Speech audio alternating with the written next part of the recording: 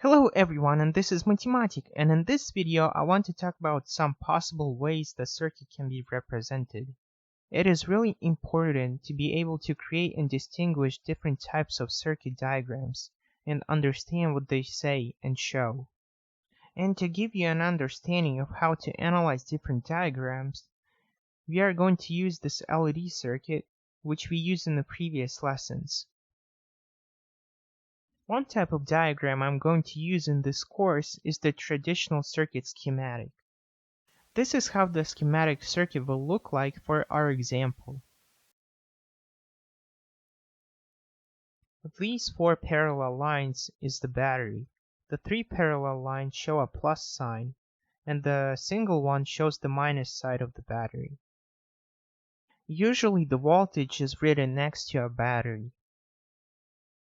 The triangle with the line is the symbol for an LED. The little arrows on the side show the direction of current.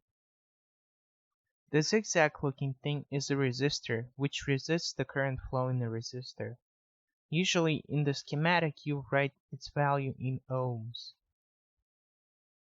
So what I want you to learn from looking at this is that this is the traditional way of drawing circuits, and that each circuit component has its own symbol.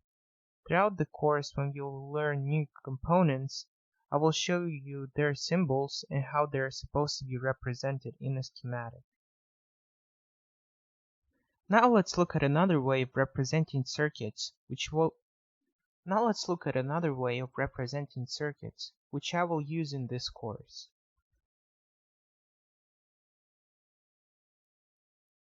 What you're looking at now is the physical representation of a circuit on a breadboard.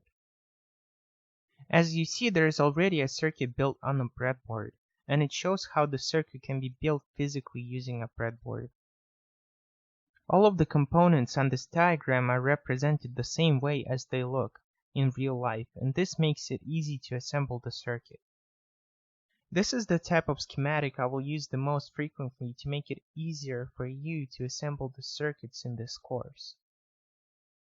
Now I just want to spend some time and show you the ways you can create your own circuits online. The resource which you can use to build schematics is Multisim. The resources which you can use to build the physical circuits on a breadboard is TinkerCad.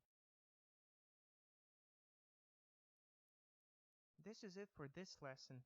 Thank you for watching. Please don't forget to like this video and subscribe to my channel. Goodbye.